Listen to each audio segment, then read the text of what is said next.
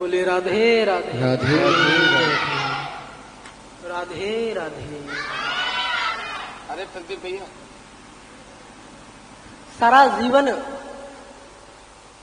अनेक दुष्ट कार्य करते करते जीव बिता देता है, लेकिन भगवान का नाम उसकी जिह्वा को स्पर्श तक नहीं करता। हाँ? बुढ़ापे में याद करता है कि मैंने सारा जीवन बिता दिया, लेकिन कोई भी पुण्य कर्म नहीं किया। लेकिन सारा समय बीत जाने के बाद फिर पछताने से होता क्या है? आप यदि जिस कार्य का उद्देश्य है उस कार्य को पूरा करें तो वो कार्य हो। आपके पछताने से यदि कार्य पूरा हो सकता है तो आप गलत फहमी में हैं, आप गलत सोचते हैं। सारा जीवन बीत गया, अब बुढ़ापे ने अनेक बीमारियों ने घेर लिया बुढ़ापे को, शरीर नष्ट हो गया, शरीर को प्राणों ने त्याग दिया। फिर से जैसे आपने कर्म किए हैं उसी कर्मों के अनुसार आपको भगवान फिर एक योनि प्राप्त कराते हैं। फिर आप गर्भ में पहुंचते हैं, गर्भ रूपी नरक में फिर आप प्रार्थना करते हैं भगवान से, गोविंद बचा लो। हाँ, लेकिन भगवान तो करुणा सागर है, भगवान तो आप पर कृपा करते रहते हैं। आपको भगवान हर मोड़ पर मौका देते हैं, लेकिन आप भगवान की कृपा को समझें तब ना। कोई नहीं समझता भगवान की कृपा। भगवान की कृपा है तभी ये श्वास चल रही है आपकी। अरे जिस परब्रह्म परमात्मा की अनुमति के बिना एक पत्ता नहीं हिल सकता, आपकी श्वास चल रही है, है? तो भगवान की कृपा है ना। आपके ऊपर से यदि भगवान की कृपा हट जाए तो आप क्या जीवित रह सकते हैं? आपकी सांसें जो निरंतर चल रही हैं वो चल सकते हैं? हाँ? इसलिए भगवान की कृपा को समझो और गोविंद का नाम गाते रहो। प्रेम से बोले राधे राधे प्रियवतो प्रियव्रतोत्तान पादौ शत्रुपापते सुतौ वासुदेवस्य कलया रक्षायां जगता स्थिता।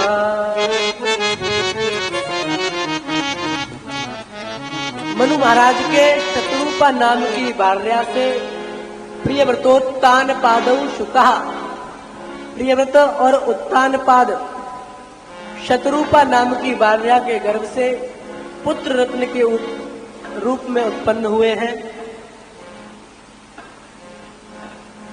और जगत की रक्षा के कार्य में दोनों पुत्र स्थित हो गए।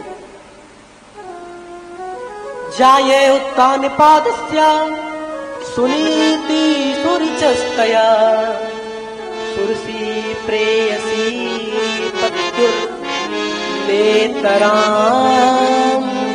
वत्सुतो ध्रुवा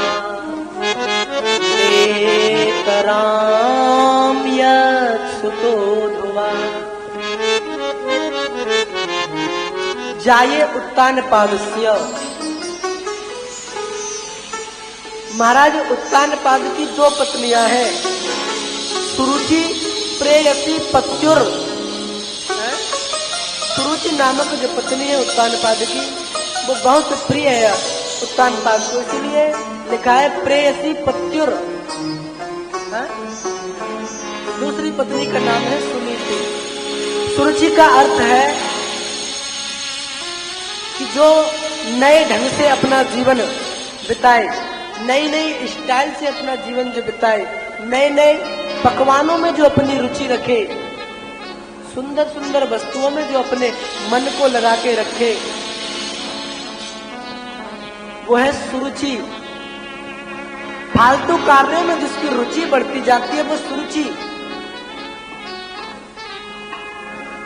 सुरुचि का पुत्र है उत्तम। उत्तम का अर्थ है पदार्थ, है? दूसरी पत्नी है सुनीति। जो हमेशा नीति के मार्ग पर चलती है, धर्म शास्त्रों में जो वर्णित है उसी वर्णित के हिसाब से जो कार्य करती है वो सुनीति है। कभी भी मर्यादाओं का उल्लंघन नहीं करती वो सुनीति है। मर्यादाओं के अंदर रहकर के जो कार्य करती है वो सुनीति है। नीति के मार्ग पर चलने वाली वो सुनीति है। सुनीति का पुत्र ध्रुव, जिसका नाम है, ध्रुव का नाम है वैकुंठ। ध्रुव का अर्थ है वैकुंठ। एक बार राजा को सुरुचि बहुत अधिक प्रिय थी, इसलिए वो अपनी दूसरी पत्नी सुनीति को देखता तक नहीं था।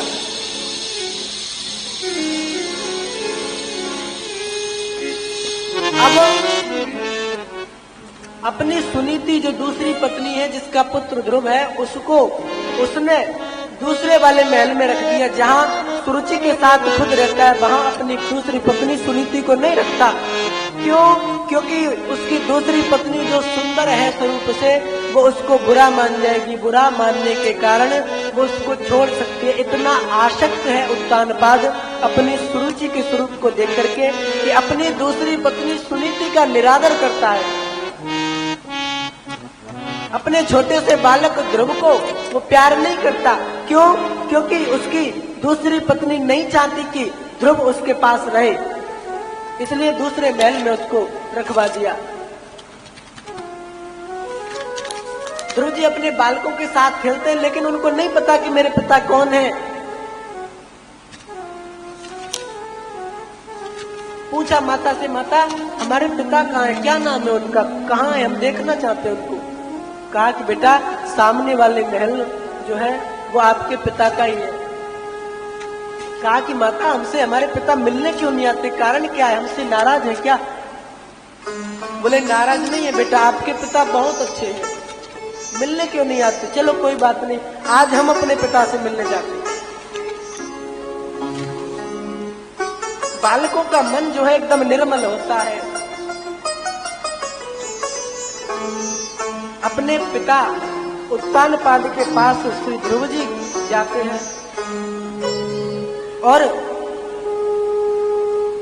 जैसे ही ध्रुव जी अपने पिता की गोद में बैठने के लिए उत्सुक होते हैं, वैसे ही उनकी पत्नी जो सुरुचि जिसका नाम है, वो ध्रुव जी का हाथ पकड़ के सिंहासन से नीचे झटक देती है। कहते हैं अरे ध्रुव, इतना साहस कैसे कर दिया तुमने कि आपकी इच्छा जागृत हुई कि हम अपने पिता की गोद में सिंहासन पर बैठे। हाँ? ऐसा साहस कहां से आया? अरे तुम्हारी इच्छा है यदि अपने पिता की गोद में बैठने की या फिर इस सिंहासन पर बैठने की, तो सुरुचि कहती है कि तपसा साध्यो पुरुषो तस्यैवानुग्रहेण में गर्भे तो साध्यात्मानो यदोच्छसी तपसा साध्यम पुरुषम। अरे ध्रुव, इस सिंहासन को प्राप्त करने के लिए आपको तप करना पड़ेगा। तपसा साध्यम पुरुषम। दूसरा जो कार्य है, गर्भे त्वम साध्यात्मानम। तप करने के बाद जो आप भगवान से वरदान मांगेंगे, तो ये वरदान मांगे कि मेरे गर्भ से आपकी उत्पत्ति हो, तब आपको ये सिंहासन या अपने पिता की गोद प्राप्त हो सकती है। अन्यथा आप दूर दूर तक विचार न करें कि हमें सिंहासन पर बैठने का अवसर मिलेगा। यदोच्छसी नृपासनम। नृप का जो आसन है, राजा का जो आसन है, सिंहासन है, उस पर बैठने की दूर दूर तक आप चेष्टा न करें। क्यों? क्योंकि आप मेरी सौत के पुत्र हो। यदि आप चाहते हो, तपस्या करो, साधना करो, भगवान से वरदान मांगो कि मैं अपनी सौतेली माँ सुनीति के, सुरुचि के गर्भ से जन्म लूं। आज ध्रुव जी को बड़ा डांटा फटकारा सुरुचि ने। रोता हुआ ध्रुव बालक अपने नेत्रों से आंसुओं को पोंछता हुआ अपनी माता सुनीति के पास पहुंचा। छोटा सा बालक बेचारा फपक फपक के रो रहा है। माता कहती है कि हे बालक, हे ध्रुव, क्या बात है बेटा, क्या कारण है, क्यों रो रहे हो, किसी ने कुछ कहा है क्या, मुझे बताओ ना, क्यों रोते हो तुम? ध्रुव बोलना चाहता है लेकिन बोल नहीं पाता। कहा कि हे माता, मुझे मेरी सौतेली मां ने मुझे बड़ा फटकारा है, मैं अपने पिता की गोद में नहीं बैठ सकता। क्या मेरा बिल्कुल अधिकार नहीं है मेरे पिता पे कि मैं उनकी गोद में बैठ सकूं, मैं भी उनके प्रेम को पा सकूं? अरे मैंने भी तो उनके द्वारा ही जन्म लिया है, मेरा भी थोड़ा अधिकार होना चाहिए। मेरी सौतेली मां मुझसे कहती है कि तुम्हें यदि पिता की गोद में बैठना है तो तुम्हें तप करना पड़ेगा, साधना करनी पड़ेगी, और साधना में वरदान मांगना पड़ेगा कि मैं सुरुचि के गर्भ से जन्म लूं, तब मुझे अपने पिता की गोद प्राप्त होगी। हाँ, क्या अपने पिता के प्रेम को पाने का इतना बड़ा मुझे कार्य करना पड़ेगा, इतनी कठिन तपस्या करनी पड़ेगी, इतनी साधना करनी पड़ेगी?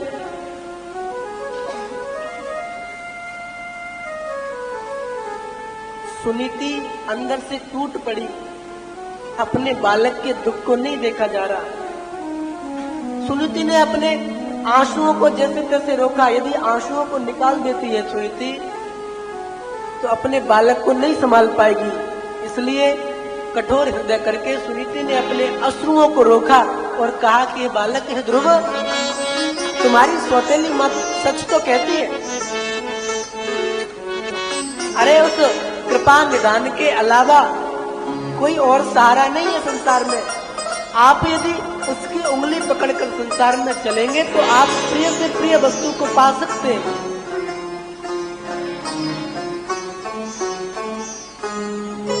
इसलिए ध्रुव, आपकी माता चाहती है, सौतेली माता चाहती है कि आप तपस्या करें,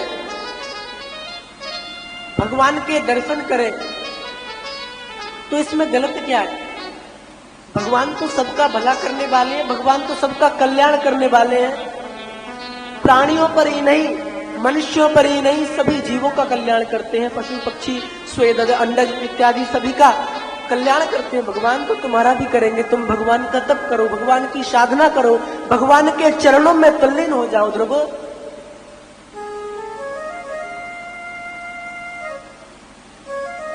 अपनी माता सुनीति के वचनों को सुनते ही ध्रुव, जो सुनीति के कटु वचनों को सुनकर के आए, उनको त्याग दिया। सारा जो कष्ट है उनका जो सारा कष्ट है सुनीति के वचनों को सुनकर के दूर हो गया। कहा, सुनीति के द्वारा सुना कि भगवान सब पर कृपा करते हैं, भगवान ही सबका सहारा है, तो आपका क्यों नहीं होंगे? ध्रुव ने इस बात को मन में बिठाया।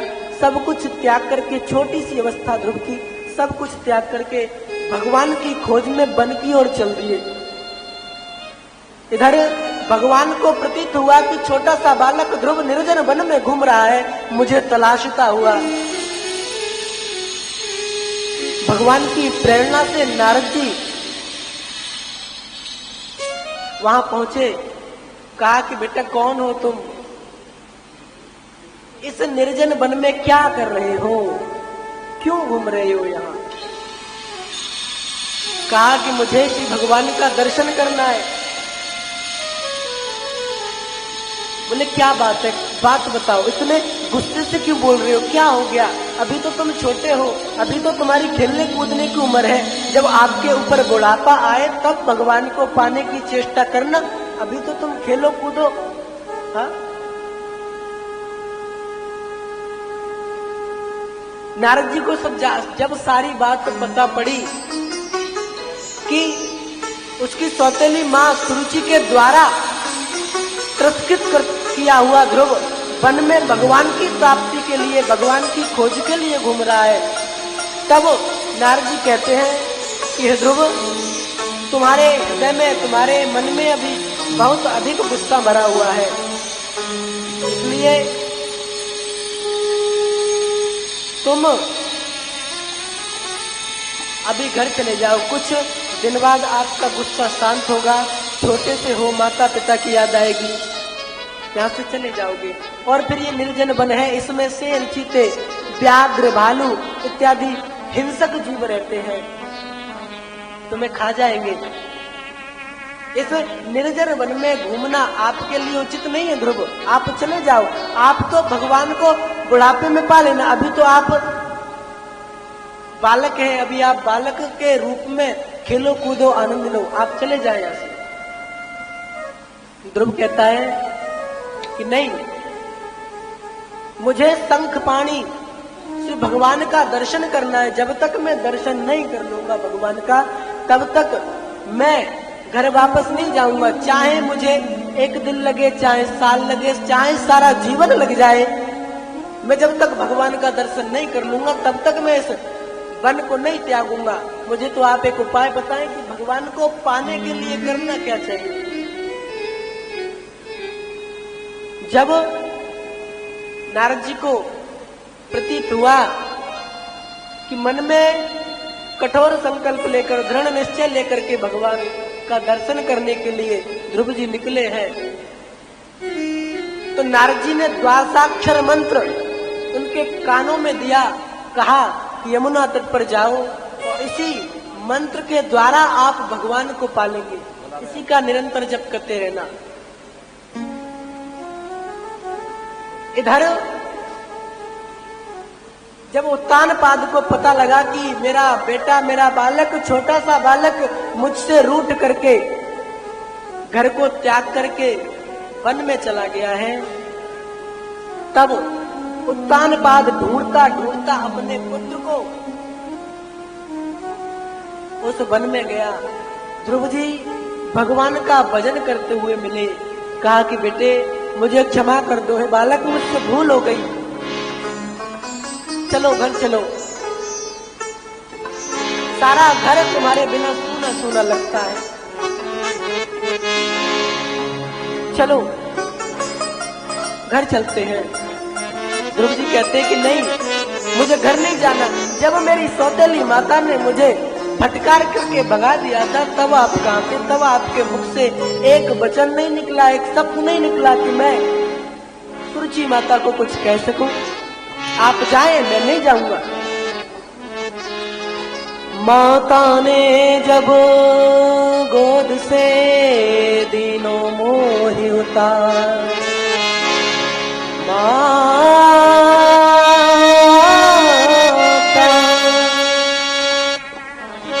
माता ने जब गोद से दिनों मोहि उतार, तब ही क्यों न संभारे हूँ मोह करक अब हार, दिनों मोहि उतार। जब मेरी सौतेली माँ ने मुझे उतार दिया, मुझे फटकारा, आप चुप रहे, आप नहीं बोले। आप यदि उस समय बोलते तो मैं क्यों आता यहाँ? अरे मेरी सौतेली माँ ने मुझसे कहा कि मुझे राज सिंहासन पाने के लिए आपको तपस्या करनी पड़ेगी, तपसा साध्यम पुरुषम, और तपस्या के दौरान जब भगवान के दर्शन होंगे तब मुझे ये वरदान मांगना पड़ेगा कि सुरुचि के गर्भ से मुझे उत्पन्न किया जाए, गर्भ से जन्म लिया जाए। तो मैं अपनी सौतेली माता के वचनों का पालन तो कर रहा हूँ, इसमें गलत क्या कर रहा हूँ? पिताजी आप जाएं, मैं नहीं जाऊंगा। जब तक मैं भगवान का दर्शन नहीं कर लूंगा तब तक घर वापस नहीं आऊंगा।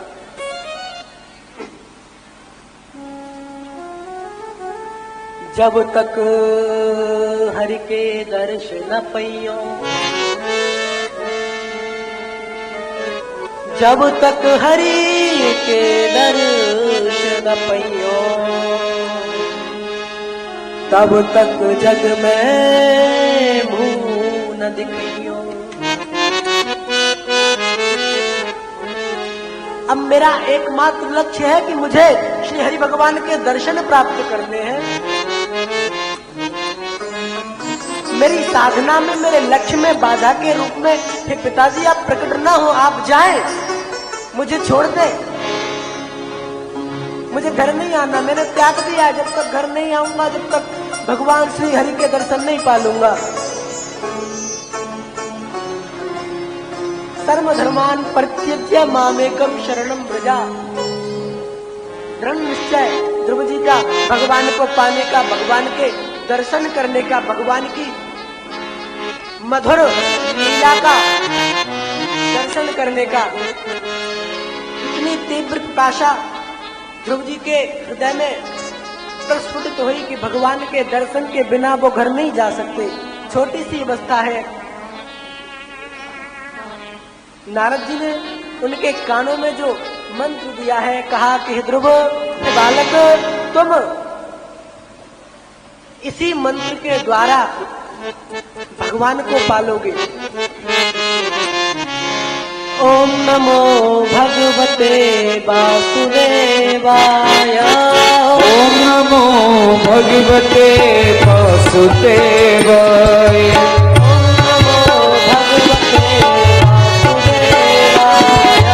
ओम नमो भगवते वासुदेवाय। वासुदेवाय मेरो नंद नंदनाय। वासुदेवाय मेरो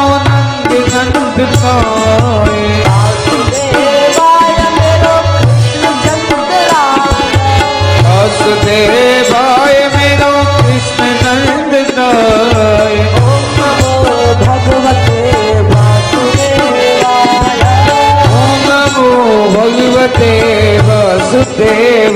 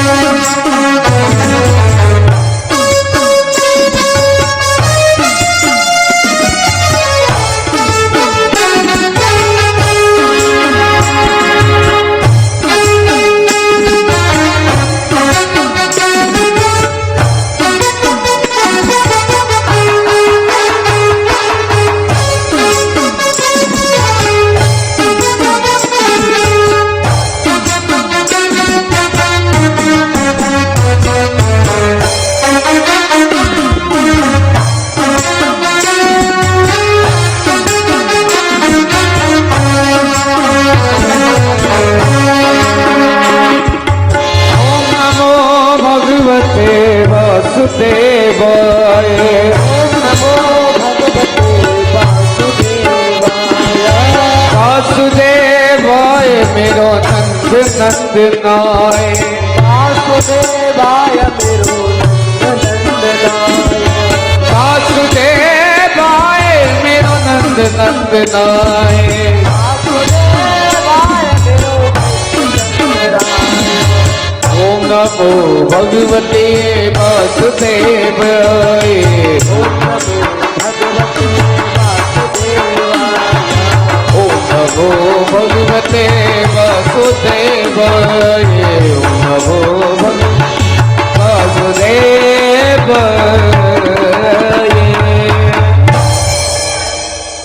प्रेम से बोले राधे राधे राधे राधे। ध्रुव जी का दृढ़ निश्चय है कि मैं भगवान के दर्शन नहीं कर लूंगा, तब तक मैं घर नहीं जाऊंगा। ध्रुव जी के जीवन से एक सीख मिलती है हमको, जब तक संसार हमको तिरस्कार नहीं कर देता, हमारा तिरस्कार नहीं कर देता, तब तक हमारा जो मन है भगवान में नहीं लग पाता। संसार से, स्वार्थ से परिपूर्ण हमसे स्वार्थ से परिपूर्ण हमको प्रेम मिलता है। अपना स्वार्थ पूर्ण करने के लिए कोई व्यक्ति के द्वारा हमें प्रेम मिलता है। स्वार्थ पूर्ण करने के लिए हमारी प्रशंसाएं होती हैं। उसी प्रेम में और प्रशंसा में हम डूब जाते हैं, भगवान से वंचित हो जाते हैं। अरे अपना स्वार्थ पूर्ण करने के लिए वो आपकी प्रशंसा कर रहा है, आपसे प्रेम कर रहा है, आप नहीं समझ पाते। जब उसका स्वार्थ पूर्ण होता है तब वो आपको लात मारता है, आपका तिरस्कार करता है। ये सत्य बात है। जब तक जीव को ठोकर नहीं लगती तब तक वो सत्य मार्ग पर, ठीक मार्ग पर नहीं चल पाता। ध्रुव जी भी बड़े लाल प्यार से पाले गए। छोटी सी अवस्था थी ध्रुव जी की। माता सुनीति बड़ा प्रेम करती थी उनसे। नहीं जानते थे कि भगवान क्या है, भगवान कितने करुणा सागर है, कितने दया के सागर है, नहीं जानते थे। जब अपनी सौतेली माता के द्वारा जब तिरस्कृत हुए तब भगवान का महत्व उनको समझ में आया कि ये संसार मेरा कुछ नहीं कर सकता। भगवान जो कर सकते हैं, भगवान जो मेरे पे दया कर सकते हैं, वो संसार, मेरी माता, मेरे पिता मेरा भला नहीं कर सकते।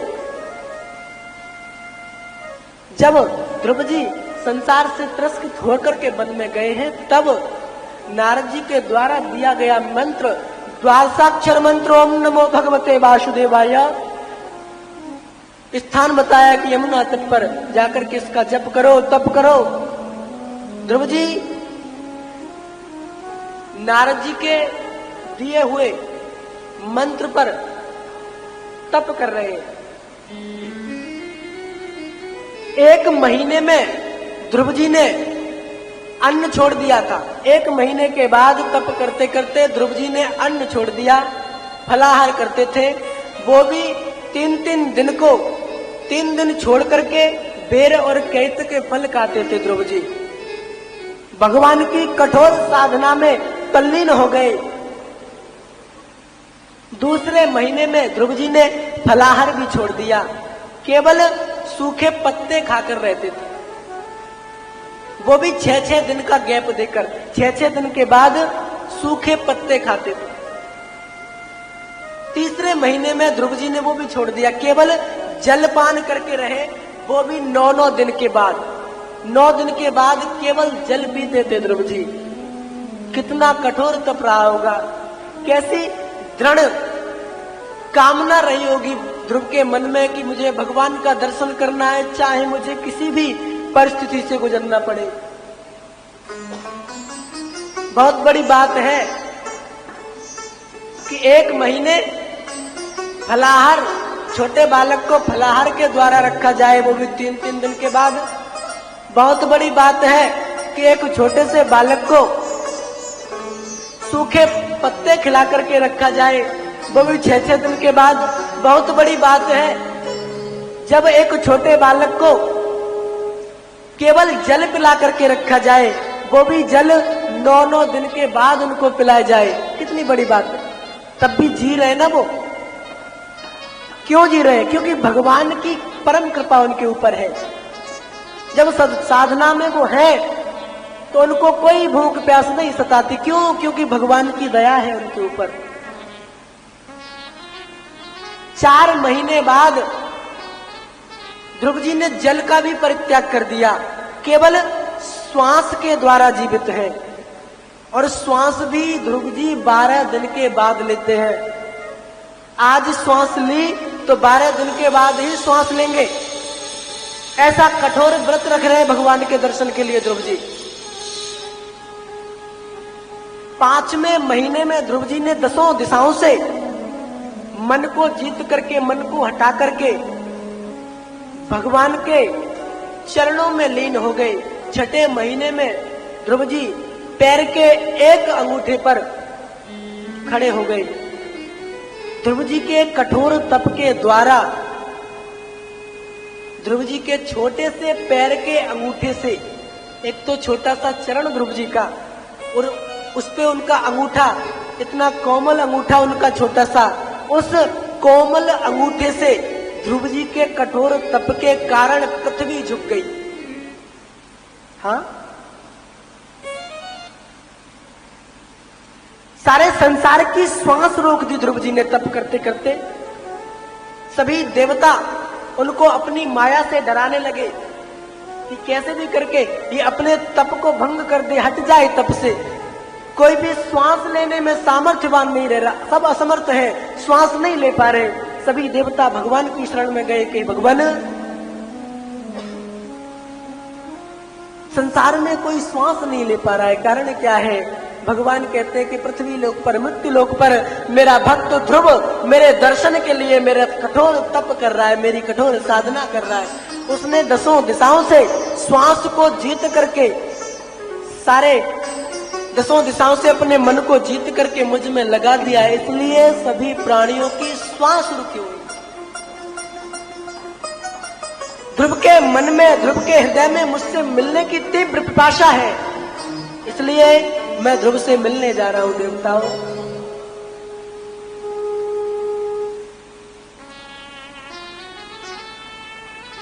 भगवान ध्रुव को कठोर तप करते हुए देखते हैं। वैकुंठ धाम से नीचे आए और ध्रुव के पास पहुंचे, आवाज लगाई, बेटा ध्रुव उठो, आपका जो संकल्प है पूर्ण हो गया, लो मैं आ गया आपके सामने, तप रोक दो। तुम्हारी कठोर साधना से सारे संसार की वायु रुक गई है, कोई भी प्राणी श्वास लेने में असमर्थ है, लो मैं आपके सामने आ गया। आज ध्रुव जी पैर के एक अंगूठे पर दोनों हाथ ऊपर करके ऐसी स्थिति में खड़े हैं, जैसे ही भगवान का दर्शन करते हैं चरणों में लेट जाते हैं। भगवान का दर्शन करते ही ध्रुव जी हृदय से इतने प्रफुल्लित होते हैं, इतने रोमांचित होते हैं कि कुछ कह नहीं पाते। प्रसन्नता इतनी बढ़ जाती है कि ध्रुव जी भगवान से कुछ कह नहीं पाते। भगवान की स्तुति करना चाहते हैं ध्रुव जी, लेकिन नहीं कर पाते। भगवान कृपा करते हुए अपने शंख को भगवान ने ध्रुव के कपोलों पर लगाया और ध्रुव बोलने में सामर्थ्यवान हुए। भगवान की स्तुति की ध्रुव जी ने। भगवान ने कहा कि बेटा ध्रुव, इतना कठोर तप करने की क्या आवश्यकता थी? ध्रुव जी कहते हैं, गोविंद, केवल तुम्हारा दर्शन ही मेरा लक्ष्य था और मेरा कोई लक्ष्य नहीं था। मेरा ये लक्ष्य नहीं था कि मुझे अपने पिता का राज सिंहासन चाहिए, नहीं। मैं अबोध बालक था, मेरी माता सुनीति ने मुझे बोध कराया कि भगवान ही इस संसार से पार कराने वाले साधन हैं, उनकी उंगली पकड़ करके आप निकलो। मुझे बोध हुआ तो मुझे आपके दर्शन की लालसा हुई, इसलिए मैं आपके दर्शन करने के लिए साधना की, तप किया। और आप तो वास्तव में करुणा सागर हैं, करुणा सिंधु हैं। आपने अपने करुणा के सिंधु से हे भगवान कृपा करते हुए एक बिंदु मेरे ऊपर भी टपका दिया। हाँ, आज मैं अपने आप को बहुत बड़ा भाग्यशाली मानता हूं कि आपके दर्शन हुए। हजारों ऋषि अनंत कोटि वर्षों से तप कर रहे, साधना कर रहे, लेकिन आपने उनको दर्शन नहीं दिया। मेरी किसी भी ऋषि में, किसी भी संत में, किसी भी तपस्वी में गिनती नहीं होती, लेकिन फिर भी आपने करुणा करके मुझे दर्शन दिए। गोविंद, मैं आपका आभारी हूं। भगवान कहते कि ध्रुव, तुमने वो साधना की है, वो तप किया है कि संसार में आपके समान कोई तप नहीं कर सकता। इसलिए तुम इस पृथ्वी पर अपने पिता के राज्य को 36,000 वर्ष तक करोगे। कुछ समय बाद तुम्हारे पिता तुम्हें राज्यभार सौंप करके जंगल में चले जाएंगे। 36,000 वर्ष तक तुम राज्य करोगे और उसके बाद आज तक जो किसी को प्राप्त नहीं हुआ ऐसा लोक मैं आपको प्रदान करता हूं, जिसका नाम होगा ध्रुवलोक। भगवान ने ध्रुव जी पर कृपा की। ध्रुव जी ने भगवान को प्रणाम किया और अपने राज्य वापस आए। उनका निश्चय पूर्ण होगा कि जब तक भगवान के दर्शन नहीं कर लूंगा तब तक मैं घर वापस नहीं आऊंगा, संसार में वापस नहीं आऊंगा। ध्रुव जी का जो निश्चय है पूर्ण कब हुआ? क्योंकि उन्होंने नारद जी को अपना गुरु धारण किया और जिस प्रकार उन्होंने कहा, जिस मंत्र के जाप के लिए कहा, उस मंत्र को श्रद्धा पूर्वक उन्होंने जपा। तो भगवान से मिलाने की सबसे बड़ी भूमिका जो है वो गुरु की है। चाहे गुरु भगवान के दर्शन न कर पाए लेकिन अपने शिष्य को भगवान के चरणारविंद तक जरूर पहुंचाता है।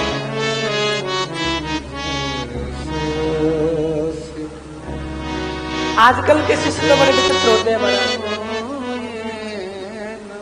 एक संत किसी गांव में गए, एक लड़का आया, वहां कहा महाराज हम आपको गुरु बनाना चाहते हैं और हम आपका शिष्य बनना चाहते हैं। कहा कि बन जाओ, शिष्य बनने में क्या अर्ज है, बन जाओ। ठीक है, बन गए। अब उस बालक को शिष्य बना लिया संत ने। अब वो शिष्य कहता है कि महाराज तुम गुरु हम चेला, अब कुछ सुनाओ। हाँ? अब वो संत मन में विचार करते हैं कि तुम चेला नहीं, हमें गुरु ही मिले हो। हाँ? तो संत कहते हैं कि राम नाम किया करो, राम नाम ही एक सहारा है जो पार लगा सकता है, राम नाम किया करो। चेला कहता है नहीं, कुछ ऊंचा बताओ, ऊंचा। राम नाम तो सभी करते, ऊंचा बताओ। संत ने कहा ये तो हमसे भी बड़ा गुरु है। हाँ? संत कहते हैं कि राम नाम नहीं करते तो रामचरितमानस का पाठ किया करो। फिर वो चेला कहता नहीं नहीं, इससे भी कोई ऊंचा बताओ, और ऊंचा बताओ। अच्छा, संत कहते हैं कि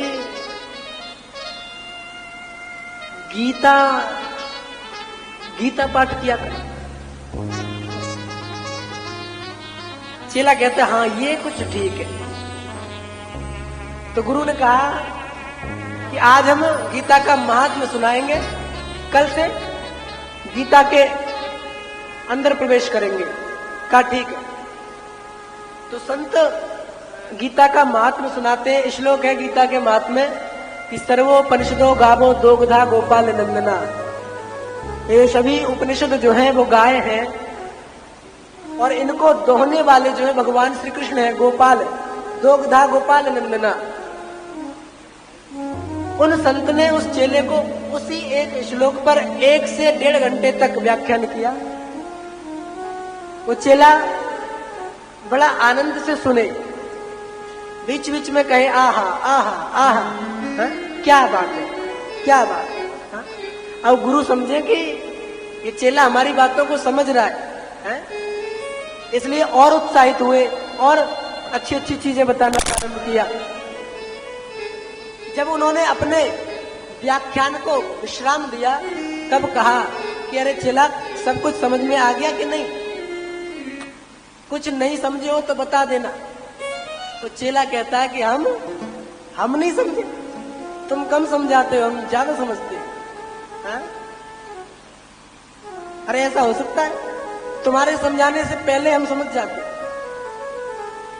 लेकिन फिर भी गुरु की इज्जत करने के लिए तो चेला पूछता है कि गुरुजी और तो सब ठीक है, सब कुछ एक एक बात आपकी समझ में आई, लेकिन आपने कहा कि सर्वोपनिषदो गावो दोग्धा गोपाल नंदना।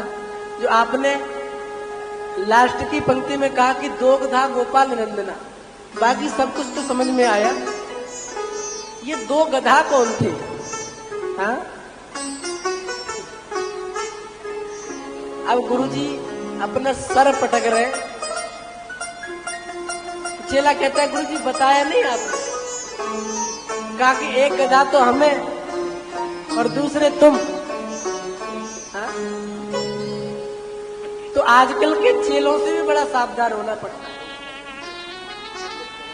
गुरु के वाक्यों में जो विश्वास करता है शिष्य, तभी भगवान की प्राप्ति, भगवान की शरणागति प्राप्त होती है। गुरु के वाक्यों का, गुरु के आदेशों का यदि उल्लंघन करोगे तो आपको नरक में जाना पड़ेगा। कुछ समय बीतने के बाद ध्रुव को उत्तानपाद ने सारा राजभार सौंप दिया और खुद वन में चले गए अपने सभी गृहस्थ धर्म को त्याग करके। इधर ध्रुव की सुषुमार प्रजापति, प्रजापतेर दुहितरौ सुषुमारस्य वै ध्रुवः उपयेने धमीनाम तत्सुतो कल्पवत्सरौ। सुषुमार की कन्या ध्रुव जी का विवाह हुआ है। सुरुचि का पुत्र उत्तम, उसका विवाह नहीं हुआ। ध्रुव जी के पुत्र का नाम है वत्सर। कल्प और वत्सर नामक दो पुत्र हुए। ध्रुव जी का दूसरा विवाह जो हुआ है वो वायु की पुत्री इला नामक कन्या से विवाह हुआ। एक बार ध्रुव के भाई उत्तम को शिकार खेलते हुए यक्षों ने मार दिया।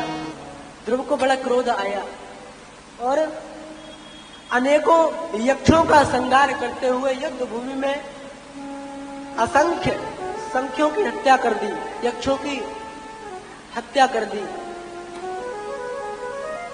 इसके बाद मनु महाराज ध्रुव जी के जो दादाजी हैं, उन्होंने कहा कि ध्रुव, बेटा ध्रुव,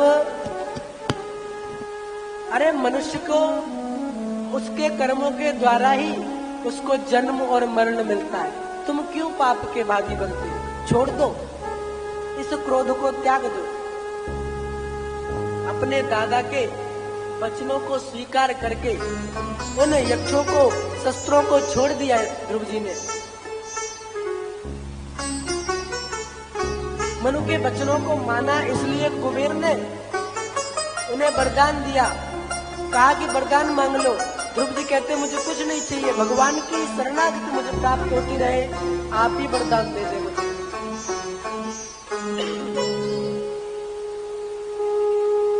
ध्रुव ने 36,000 वर्ष तक राज्य किया है। इसके बाद भगवान के पार्षद उन्हें लेने आए।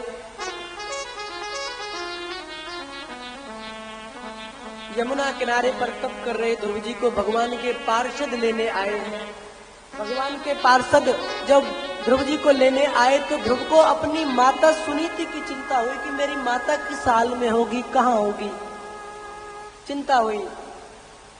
भगवान के पार्षदों ने उनके मन की बात को जाना और भगवान के पार्षदों में से एक पार्षद ने ध्रुव जी की माता सुनीति को दूसरे विमान में भगवान के वैकुंठ लोक धाम जाते हुए दिखाई दिया। तब ध्रुव जी के मन में संतुष्टि उत्पन्न हुई। जैसे ही भगवान के विमान में ध्रुव जी ने अपने चरणों को रखने का प्रयास किया, उसी क्षण काल आ गया। तब ध्रुव जी ने अपने चरण को काल के सर पे रखा और काल के सर पे रखने के बाद दूसरा चरण भगवान के द्वारा भेजे गए पार्षदों के विमान में रखा। तो भगवान को एक भक्त ध्रुव की तब से बड़ी प्रसन्नता हुई और ध्रुव को एक ध्रुवलोक बना करके दिया। इसलिए बड़ों का आदर करना चाहिए, भगवान की कभी विस्मृति नहीं करनी चाहिए। आपके जीवन में हमेशा कोई ना कोई गुरु अवश्य होना चाहिए, और गुरु भी आप उसे बनाएं जिसमें आपकी श्रद्धा हो। हाँ?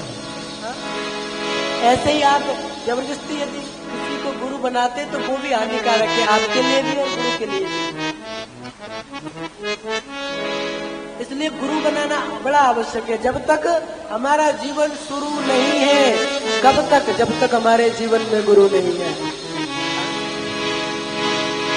श्वास श्वास पे हरि भज, व्यथा सांस मत खो, न जाने यसास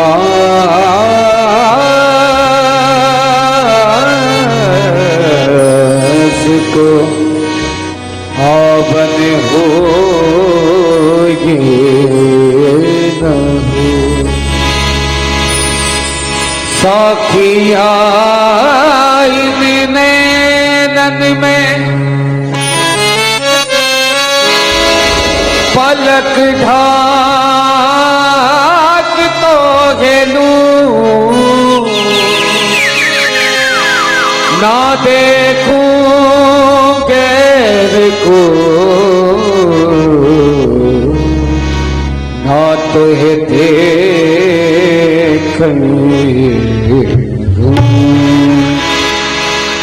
सांसों की माला में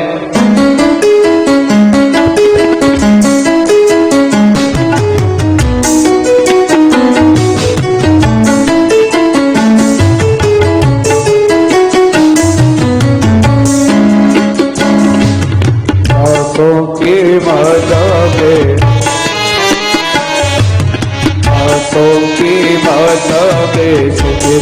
में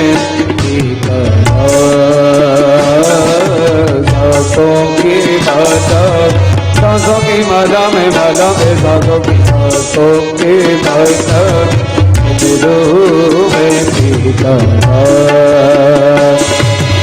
अपने आप से बातें करके हो गई मैं बदनाम। सांसों की माला में सांसों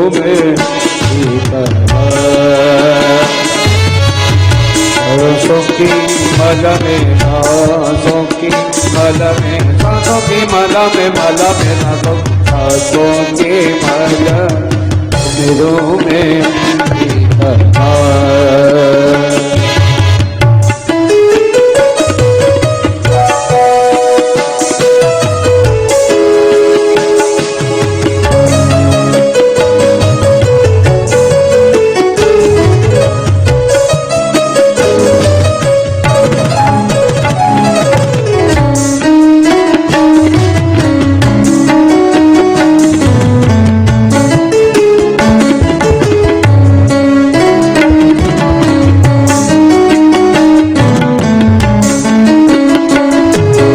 प्रीतम का कुछ दोष नहीं है, वो तो है मेरे दोस्त।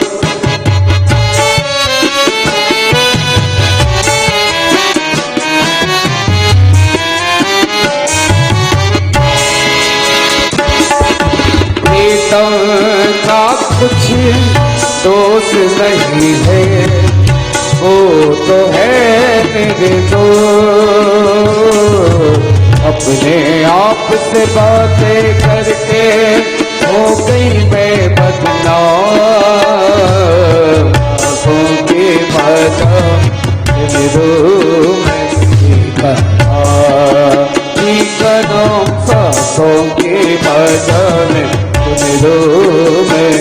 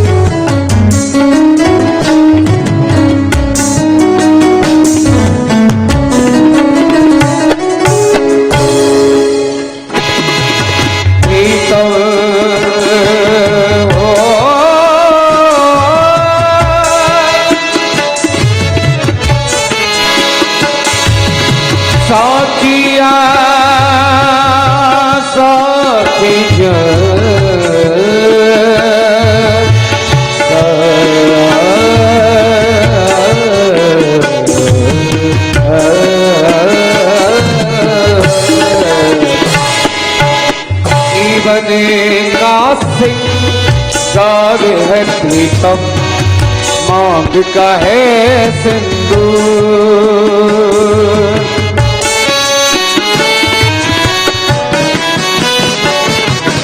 जीवन का सिंगार है प्रीतम मांग का है सिंदूर,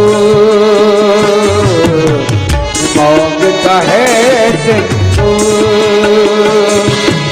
अपने आप से बातें करके हो गई मैं बदनाम, ना सोची मिलो में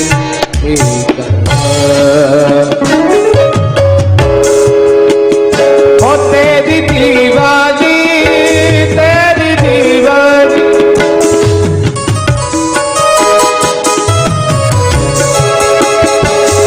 ओ तूने क्या कर डाला, मर गई मैं, बिक गई मैं हो। तेरी दीवानी, तेरी दीवानी, तेरी दीवानी, तेरी दीवानी, सांसों की माला में दिलों में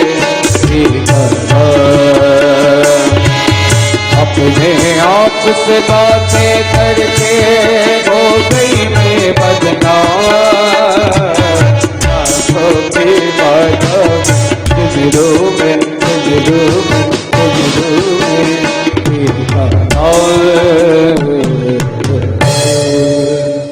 वृंदावन बिहारी राधे। प्रेम से बोलिए राधे राधे राधे राधे राधे।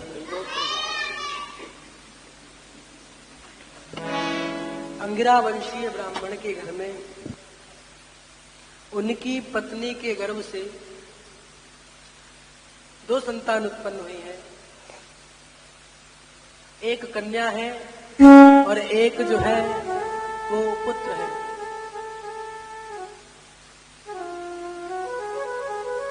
दोनों बड़े हुए। जो उनमें से एक पुत्र है वो पूर्व जन्म में राजा भरत थे। मृग में उनकी आसक्ति होने के कारण मृग बने। फिर दोबारा जब उन्हें अपने वास्तविक स्वरूप का बोध हुआ तब पुनः मानव शरीर प्राप्त हुआ है और इस मानव शरीर को पाकर के सारा जीवन वो एक गूंगे बहरे के समान बिता रहे हैं। कुछ समय बाद माता पिता की मृत्यु हो गई। उनका सारी जिम्मेदारियां जो थी वो उनके बड़े भाई उनकी पत्नी के ऊपर आ गए। बड़े भाई उनको समय से खाना नहीं देता है। हाँ? और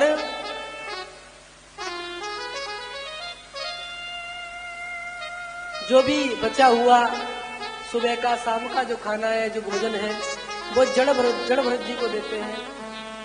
लेकिन उनको जरा भी क्रोध नहीं आता। बड़े प्रेम से भगवान का प्रसाद समझ करके जड़ भरत जी पान करते हैं। कोई काम नहीं करता तो बड़ा भाई सोचता है कि इसको क्यों ना कोई काम दिया जाए, सारा दिन ऐसे पड़ा रहता है। तब जड़ भरत जी के बड़े भाई ने उसको भेजा कि जाओ खेत को जोत करके आओ।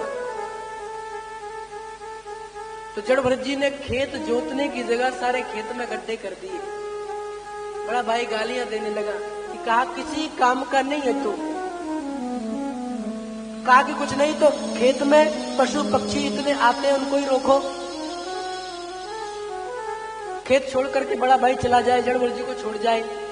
जड़ भरत जी पशु पक्षियों को रोकते नहीं थे। जो पशु पक्षी आते थे उनको आने देते, जो नहीं आते उनको भी जबरदस्ती बुला के लाते, खेत में छोड़ देते, खूब आनंद लो। बहुत नुकसान करते थे, लौकिक नुकसान जिसे कहते हैं। जड़ भरत जी को घर से निकाल दिया गया, लेकिन उनको जरा भी कष्ट नहीं होता था कि मेरे साथ कैसा व्यवहार कर रहे लोग। यदि आप भोजन देते तो दो, नहीं देते मत दो। भगवान की शरण में तल्लीन रहते हैं जड़ भरत जी। उनको दुनिया से कोई लेना देना नहीं है। एक बार दस्युराज भद्रकाली की बलि देने के लिए तत्पर हुए, लेकिन उनका जो बलि पशु था, जिस पशु की बलि देनी थी, वो छूट करके भाग गया था। अब उस राजा के जो अनुचर थे, जड़ भरत जी को वन में देखा तो पकड़ के लाई, तो जड़ भरत जी भी चल दिए उनके साथ। जड़ भरत जी को बड़े सुंदर इस ढंग से स्नान कराया है और सुंदर ढंग से उनको सुंदर सुंदर भोजन पवाया। हाँ? जब जड़ भरत जी भोजन पान कर रहे हैं, भोजन पा रहे हैं, तब उनको कोई खुशी नहीं हो रही, विशेष कोई खुशी नहीं है। बलि जब दी जाती है किसी की, सबसे पहले उसकी बढ़िया तरीके से पूजा की जाती है ना, तो इतनी उनकी प्रशंसा हो रही, इतनी सेवा हो रही, लेकिन उनको कोई प्रसन्नता नहीं हो रही। जैसे ही बलि के लिए तैयार किया जड़ भरत जी को, जैसे ही दस्युराज ने अपनी तलवार को निकाला, तलवार निकालने के बाद जब दस्युराज जड़ भरत जी की गर्दन पे लाने को तत्पर हुआ, वैसे ही उस स्थान से भद्रकाली प्रकट हो गई और भद्रकाली ने दस्युराज की तलवार को छीन करके भद्रकाली के द्वारा दस्युराज के सारे अनुचरों की, दस्युराज की सभी की गर्दन को धड़ से अलग कर दिया भद्रकाली ने। भगवान जड़ भरत जी ने तब घुसते जब उनको सजाया जा रहा था, भोजन पवाया जा रहा था, सुंदर सुंदर पकवान के द्वारा उनका भोग लगाया जा रहा था, तब भी वो प्रसन्न नहीं थे। और जब उनकी बलि लगाने के लिए दस्युराज तत्पर हुआ, तब वो दुखी भी नहीं थे। ऐसा नहीं है कि वो हमेशा दुखी थे, वो दुखी भी नहीं थे, न सुखी थे। जब भद्रकाली ने जड़ भरत जी की रक्षा की, तब भी वे प्रसन्न नहीं थे, खुश नहीं थे। उनको कोई फर्क नहीं पड़ता कि क्या हो रहा है, लौकिक कार्य होता रहे, जो भी हो रहा है होता रहे। अब जड़ भरत जी वहां से छूट करके सीधे चल दिए वन में। भगवान का चिंतन निरंतर करते रहते हैं जड़ भरत जी। एक बार राजा रहुगण तत्व विचार को जानने के लिए कपिल मुनि के आश्रम तत्व उपदेश लेने के लिए जा रहे थे। रास्ते में इक्षुमती नदी के किनारे पर एक कहार अस्वस्थ हो गया जो पालकी उठाता है। 3 कहार बचे, कैसे लेके जाई जाए पालकी। अब देखा कि एक हृष्टपुष्ट आदमी खड़ा हुआ है, नदी के किनारे पड़ा हुआ है, इसको ले चलते। राजा की सेवा करेगा तो राजा प्रसन्न होकर के कुछ ना कुछ स्वर्ण मुद्रा इत्यादि देंगे। जड़ भरत जी को ले आए। अब जड़ भरत जी पालकी में लग तो गए, लेकिन उनके द्वारा किसी जीव की हत्या ना हो जाए। रास्ते में चलती हुई चींटी इत्यादि जो निम्न अवस्था के जो जीव होते हैं, उनकी हत्या ना हो जाए, इसलिए पृथ्वी पर देखते हुए, जीवों को बचाते हुए कूदते फांदते चलते।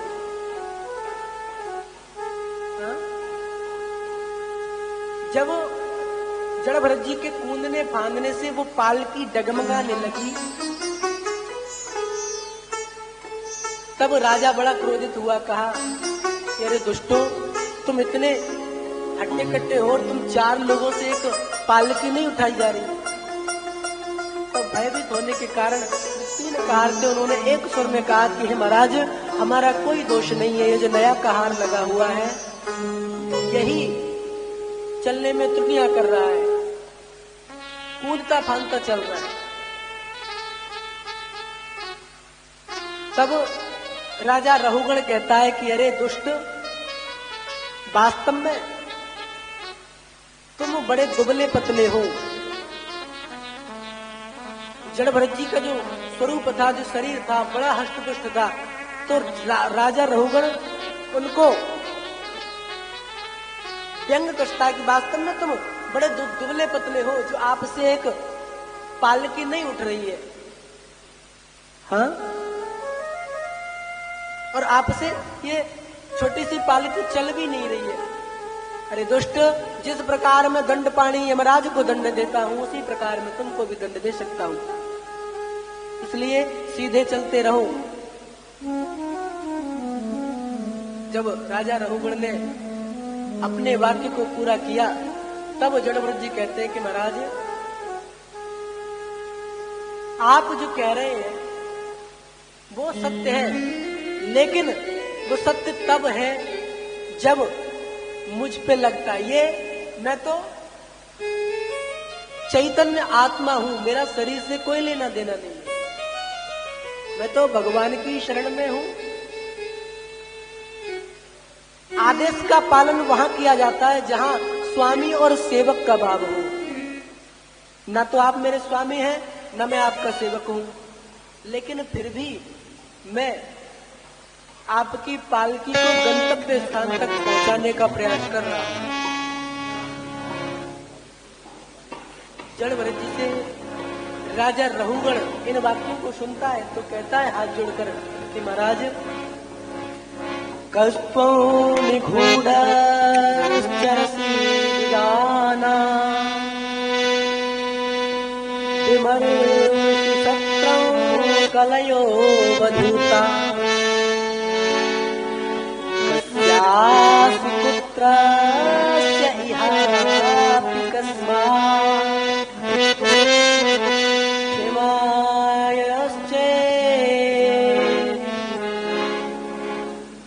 दसिनो दशुका।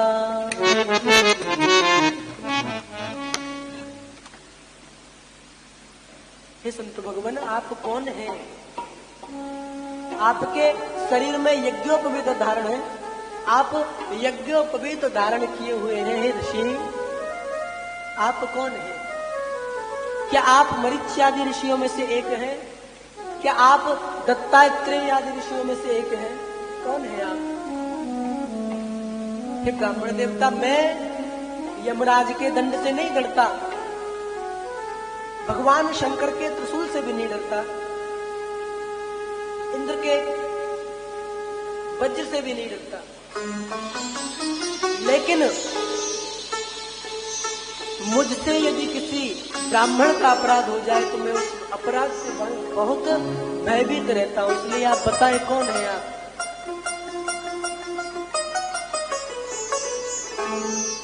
हे ब्राह्मण देवता, आपने मुझ जैसे अल्प बुद्धि वाले प्राणी को ज्ञान देने के लिए मनुष्य धारण किया है, मनुष्य शरीर धारण किया है।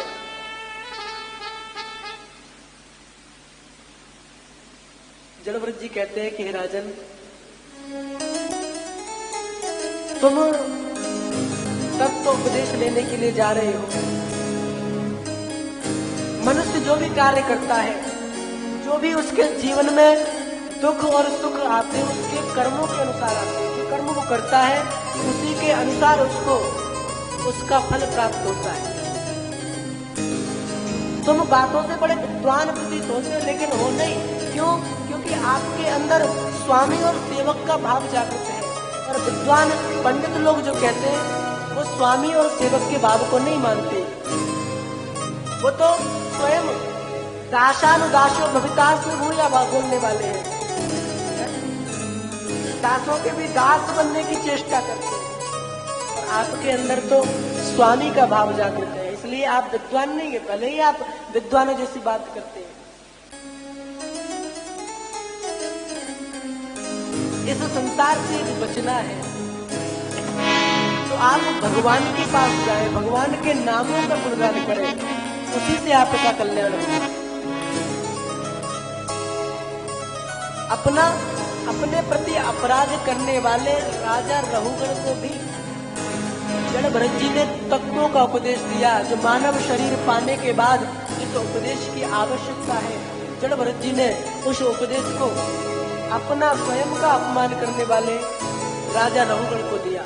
ऐसे कृपा निधान होते हैं सब। आप उनके प्रति चाहे कितने भी अपराध करें, उनके हृदय में आपके प्रति दया भावना बनी रहेगी।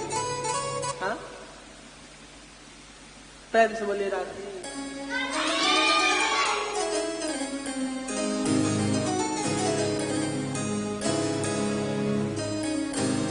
भगवान का दर्शन पाने की चेष्टा हमें करते रहना।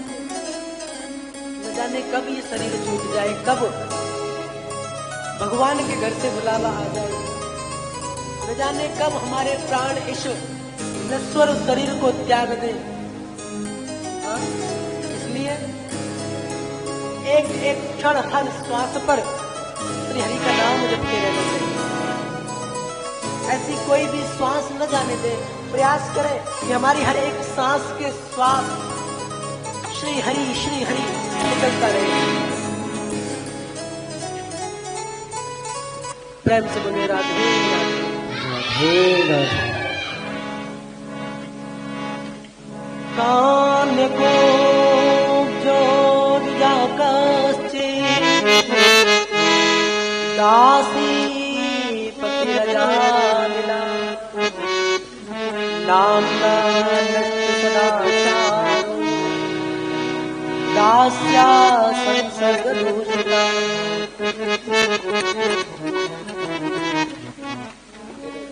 कान्यकुब्ज ब्राह्मण के यहाँ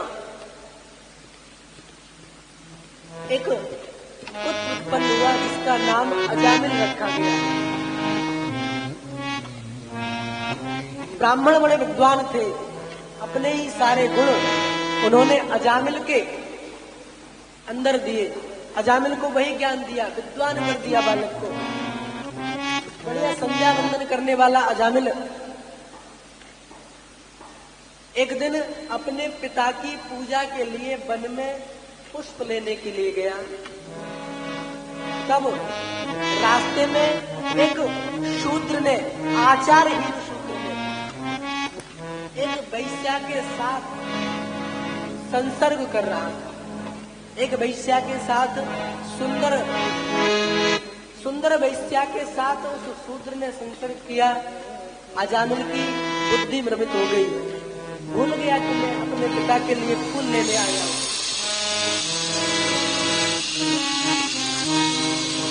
उस अजामिल ने अपने धन बल से उस वैश्या को हटा करके अपने साथ ले लिया। उस वैश्या को धन का लोभ दिया, कहा कि देवी हम तुम्हारा जीवन पर्यंत तक भरण पोषण करेंगे, तुम हमारे साथ रहो, हम तुम्हारे बिना नहीं रह पाएंगे।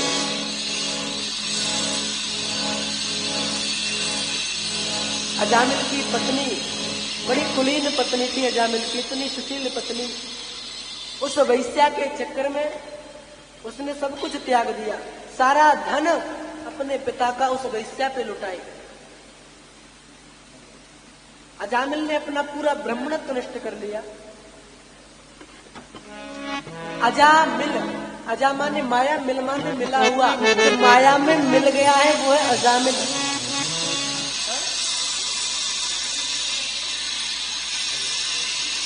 अजामिल ने उस वैश्या के द्वारा 10 पुत्र उत्पन्न किए और सारी संध्या वंदन जो भी धर्मशास्त्रों का उसने अध्ययन किया था सब कुछ भूल गया। वैश्या के संग से तो अजामिल वैश्या के संग से अजामिल बड़ा दुराचारी पापी बन गया।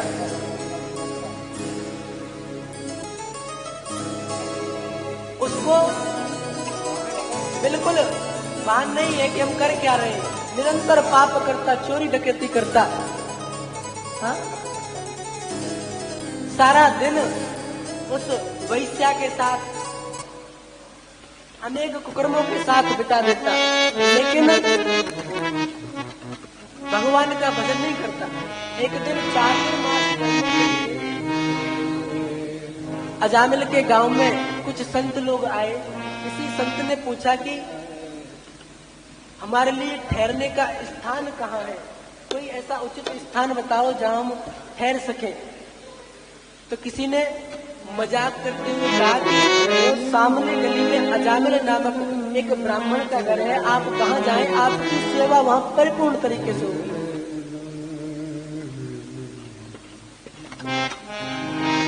संतों ने वो मजाक कर रहे थे, लेकिन संत वास्तव में अजामिल के द्वार पर चले गए। गेट खटखटाया, वैश्या बाहर निकली, हाथ जोड़कर खड़ी हुई कि महाराज क्या सेवा कर सकते हैं आप। संत कहते हैं कि एक रात्रि हमें ठहरना है,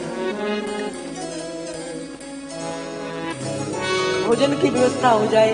यदि भोजन की व्यवस्था नहीं होती तो कच्चा राशन हमें देते, हम उस कच्चे राशन के द्वारा अपनी रात्रि का निर्वाह कर लेंगे। उस वैश्या ने, देखो संग का बड़ा प्रभाव होता है, वैश्या के संग से अजामिल की बुद्धि भ्रष्ट हो गई। क्यों? क्योंकि वैश्या जो है वैश्यावृत्ति करने वाली है। दूसरा, अजामिल जो था पहले ब्राह्मण था, सदाचारी ब्राह्मण था, उसके संग से वैश्या की बुद्धि सुधर गई, उसने संतों का आदर करना सीख लिया। हाँ? उसने अपने आप को बड़ा सौभाग्यशाली माना कि हमारे जैसी वैश्याओं के घर में संत भगवान का प्रवेश। बड़ी प्रसन्न हुई और बड़ी आतुरता से वैश्या ने कच्चे राशन की व्यवस्था की, उन संतों के लिए कच्चा राशन उन्होंने बनाया, भोजन पाया। पता लगा कि ये वैश्या का घर है, इसका पति बड़ा दुष्ट है, सारा दिन पाप कर्म करता है, चोरी करता है, डकैती करता है, एक दिन भी भगवान का नाम नहीं लेता। अरे ऐसे घर में हम आए हैं जो बिल्कुल नष्ट हो चुका है। संतों का हृदय कोमल, संतों के हृदय की कोमलता देखिए। अजामिल अंदर आकर के अपनी पत्नी से, उस वैश्या से वार्तालाप करते हुए संतों को गालियां दे रहा है कि इन ढोंगियों को भोजन पवाने की क्या आवश्यकता है,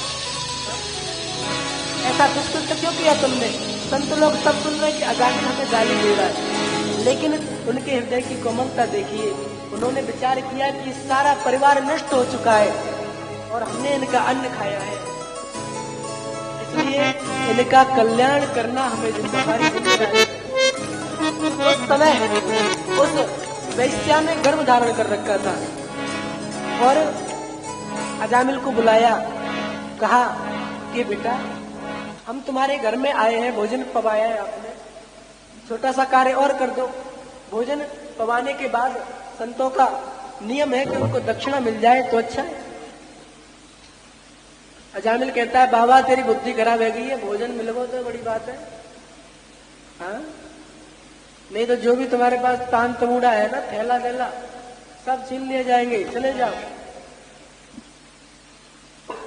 संतों ने कहा कि बेटा एक बात मानोगे हमारी। अजामिल कहता है कि जो मानने वाली होगी तो मानेंगे, नहीं मानने वाली होगी तो आप तुरंत चले जाना है। बोले ठीक। बोले छोटी सी बात है हमारी, आपकी पत्नी के गर्भ है। अजामिल कहता है हाँ है। तो क्या करें? तो उस गर्भ से जो बालक निकले, उस बालक का नाम हमारे कहने से आप नारायण रखिए। अरे इसमें क्या बड़ी बात है, ठीक है। कहा कि यदि यही बात आपने हमारी मानी तो हम इसी को दक्षिणा के रूप में स्वीकार करते हैं। कहा ठीक है बाबा, हम तुम्हारी इस बात को स्वीकार करते हैं, जो भी गर्भ से बालक निकलेगा उसका नाम नारायण रखेंगे। गर्भ से बालक उत्पन्न हुआ, 11वां बालक है अजामिल का, उसका नाम रख दिया नारायण। सबसे ज्यादा प्रेम अजामिल करता है तो सबसे छोटे बालक से, नारायण से प्रेम करता है। जो भी किसी भी वस्तु की आवश्यकता है यदि अजामिल को, तो पुकारता है नारायण नारायण नारायण प्रभु नारायण नारायण नारायण नारायण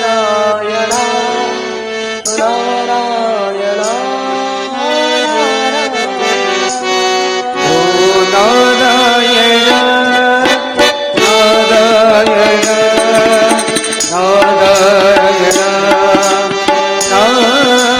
नारायण नारायण नारायण नारायण नारायण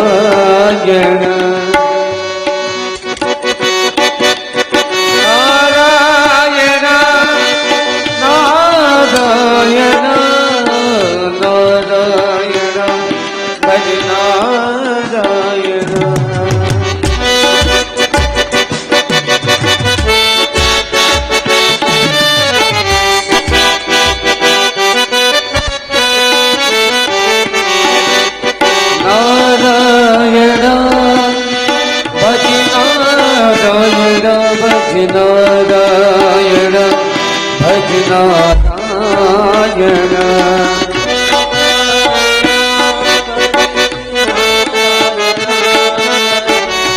नारायण लक्ष्मी नारायण ओ नारायण